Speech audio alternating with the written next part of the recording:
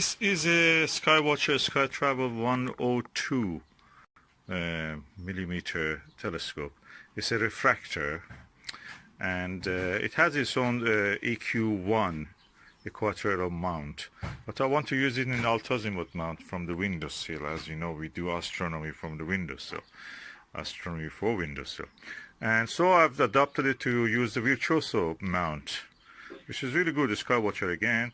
I've used the Losmandy dovetail bar, very sturdy, very good, to attach this.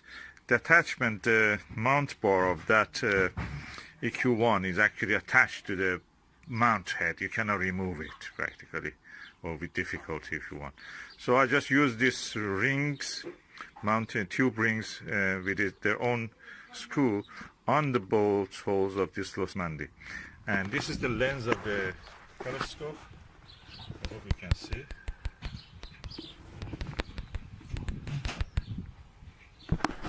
And this is what it looks like. And let us find the target and look at it. Okay, it's the view through my Ostara 40 millimeter wide angle eyepiece. This is what you see. There is a very good eye relief with this eyepiece, and the telescope itself also. We are now looking at the situation that normally any telescope will have some chromatic aberration. It's almost non-existent.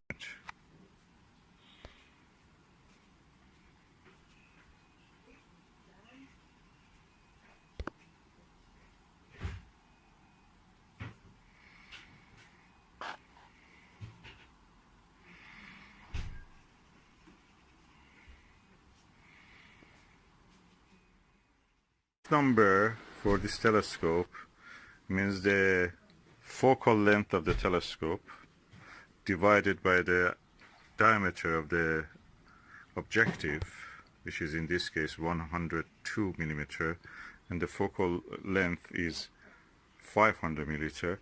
The F number then is 4.9, makes it quite a wide angle for such aperture. It is really quite wide angle. So in a normal way, you'd expect a lot of aberration, chromatic aberration, and also probably even spherical aberration. But in this telescope, it seems they have done the two lenses, which is a doublet of this refractor, they form it. They have a space between them, and that spacing has actually, in a way, has improved the chromatic aberration in a very good way. So. Okay, I'm now using a 10 millimeter orthoscopic eyepiece. As you can see, the image is really good and crisp. I see a slightly purple fringing, but you may not notice it. In the corner of the image you may see some violet coloring. But other than that, it's good. So probably we can use this.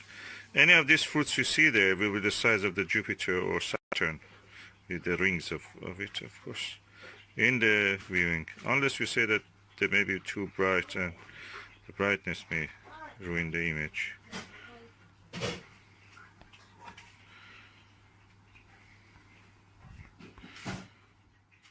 I think this is a good value, considering that for buying an apochromatic refractor or even a maxitoph, you have to pay probably from anything between 4 or 5 times to 10 times more than the price for this.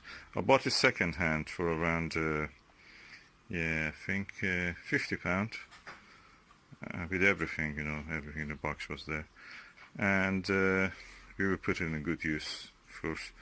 And for this new one is around 189, 200 pounds, so it's good value even at second hand. And then compare it with the 2,000 pounds that you may have to pay for an apochromatic telescope of this aperture, 1,000 pounds, 2,000 pounds sometimes, something in between. So good value in general. And compare the size of the tube aperture with this tonic water that I have here. And I will turn it around so we can see the lens. Okay, that's the lens. It needs a bit cleaning, but more than that, the lens is good. It's quite large. It has a lens cap, it has the eyepiece, it has everything that needs to start your working on the planets and stars. I'm looking forward to have a clear sky, probably not tonight because as you can see it's doom and gloom and cloudy. But I will try it on Jupiter, Saturn. Deep sky object probably will be the best usage for this telescope. Like star clusters, galaxies, it has a big objective lens. So it's 4-inch telescope, refractor, very good, capable, and hopefully it will be performing for us. And this is the view toward a few flowers in the garden. So again, you can see the clarity of the image. I cannot tap my hand on the picture, but you can see it's almost in focus, at least from my eye.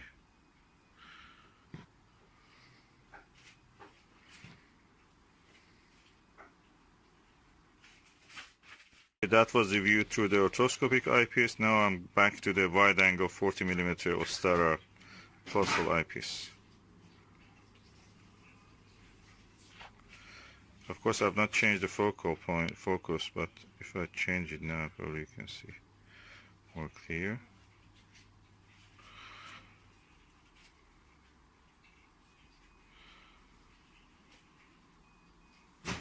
All in all, I think the optics of this telescope was really good. This eyepiece is brilliant, Ostara. This is the most used eyepiece that I have. I have probably 50 eyepieces, but this is the best I can use. It's cheap. I bought this from probably £15 or something. New, you can buy it for around £20. And I have 2 of these, so I just use it on each telescope probably. And really good telescope, wide angle views. And these are the fruits I'm looking at. So which one has yellow bits? That was the one I was looking at. Okay. And the window closes. This is my SkyWatcher 102, Startravel 102mm. That's 4-inch telescope. There's a lens cap. I'm removing it. This is the lens. I thought I saw something which may be the initial stages of fungal growth. So I'm just trying to clean it to see what will happen if it is outside surfaces. I remove the shield here and we go. See. Decided to open the lens completely and just do the other side of it also, if it needs, of course. Let me just blow some air. It doesn't have any bad thing here in this side. But I just use a blower just to see how it will affect it. The image quality, I'm really impressed, and the ease of movement, and you can see almost I can point it to the zenith, and the arrangement is really good. It's better than the other telescope that I have. You can almost point it to the zenith. The angle of this is now around 75 degrees, yeah, and things like Vega, if it is real high, you can look at this, and nice. I'm happy with this Losmandy, really saved the day. Without this Losmandy, that's from my Meade LX9T guider scope for that. So it has its own rings, and this Vixen, we call Losmandy dovetail. Really helpful.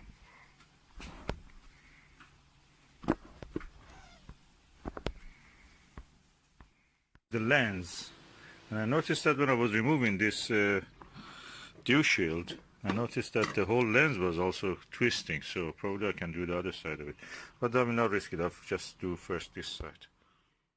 Oh, I'm quite impressed by the ease of use of this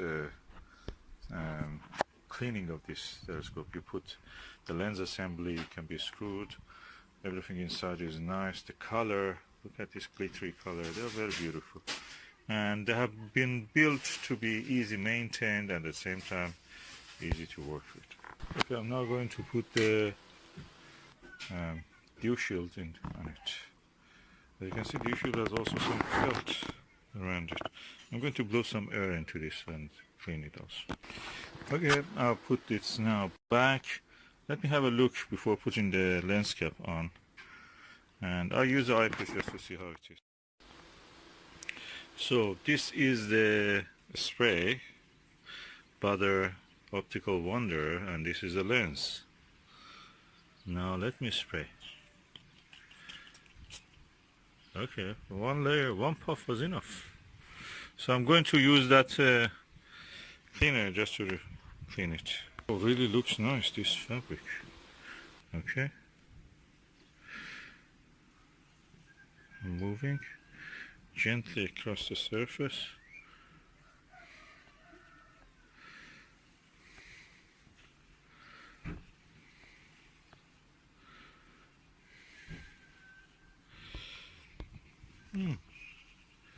It's clean. As far as I can see, it's clean. Okay, the lens is perfectly clean now. And now I'm going to put it back on the telescope. Okay, that's a blower, again from China. And I just blow some air. I don't think it has ever been opened. I don't see anything inside this. And what I thought I saw as a fungi is probably gone. Nothing here.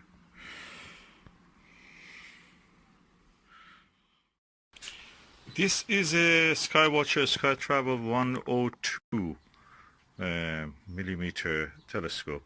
It's a refractor, and it has its own EQ1 equatorial mount, but I want to use it in alt-azimuth mount from the windowsill. As you know, we do astronomy from the windowsill, astronomy for windowsill, and so I've adopted it to use the virtuoso mount, which is really good. The SkyWatcher again.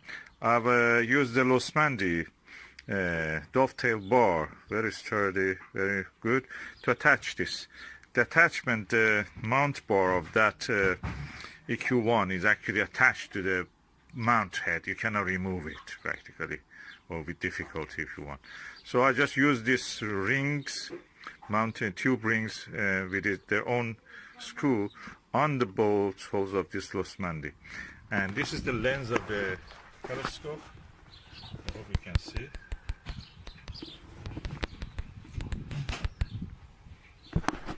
And this is what it looks like. And let us find the target and look at it. Just before that, it's a good opportunity to see the baffles and light stops inside the tube. Quite impressive stops. And yeah, that's nice. Better than what I thought. Okay, do I recommend the Butter Optical Wonder? Yes, definitely. It's a good one. It didn't use much of the spray also. Yeah, definitely. A few puff was enough for this old telescope. And yeah. If you get this also, this cloth also is very nice. You can wash it with softly, gently with some soap or liquid soap, and dry it, and it will be as good as new.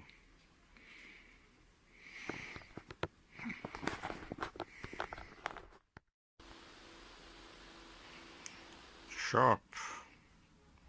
That is what we have to call Chinese technology. Best image quality. Forget about the Japanese telescopes or American telescope. China is the next best, or is the first best now.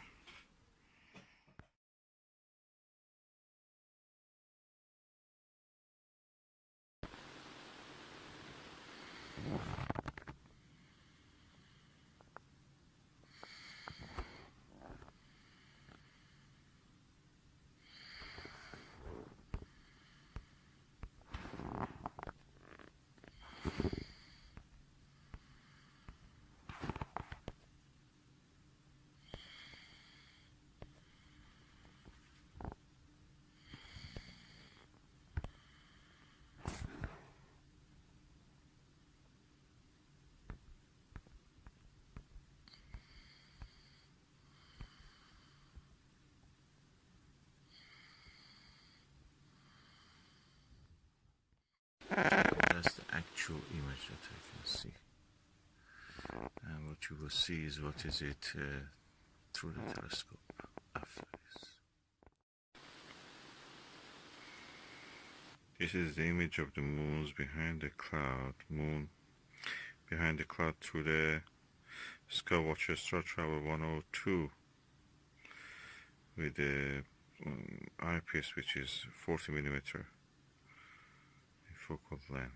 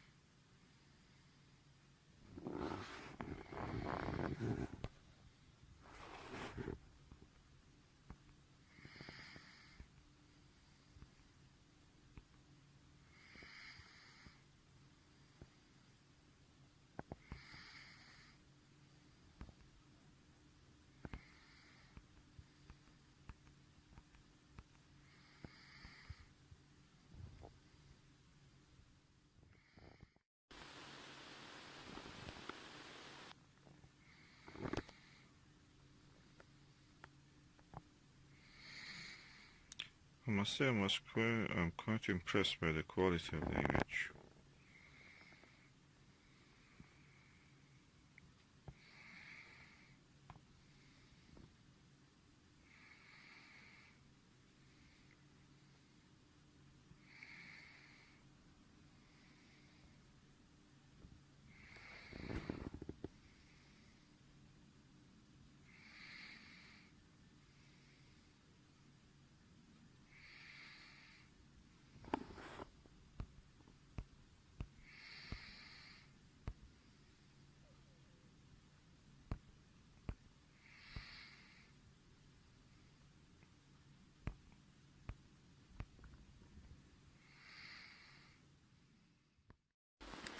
And now this is the through the Botter's classic orthoscopic eyepiece, 10mm.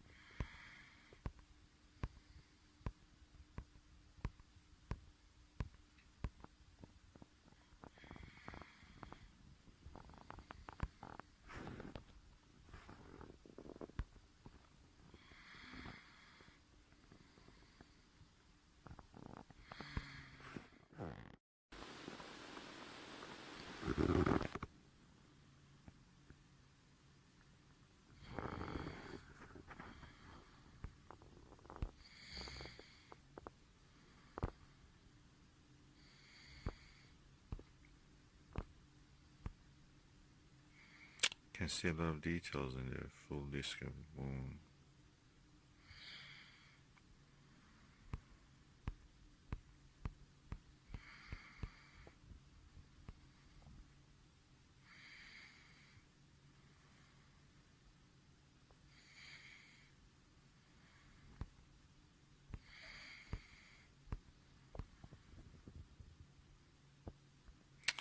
I'm really impressed with the quality of this telescope.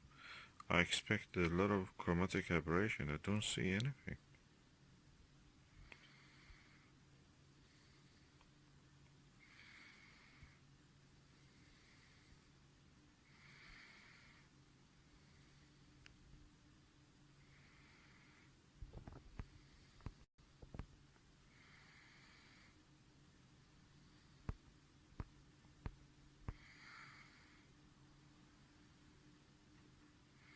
Can see the face of a fat man in the moon for a brief moment.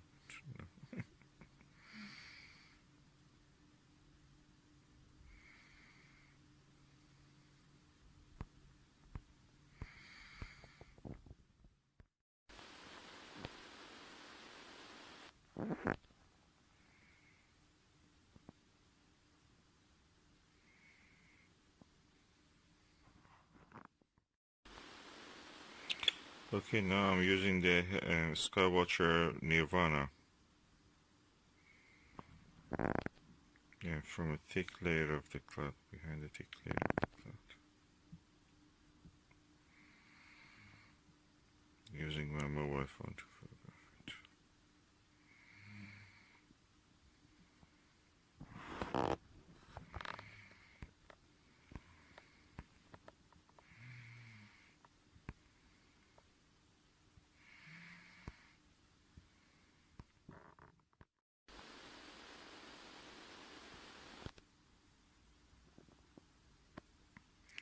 3.2mm eyepiece. You see much details.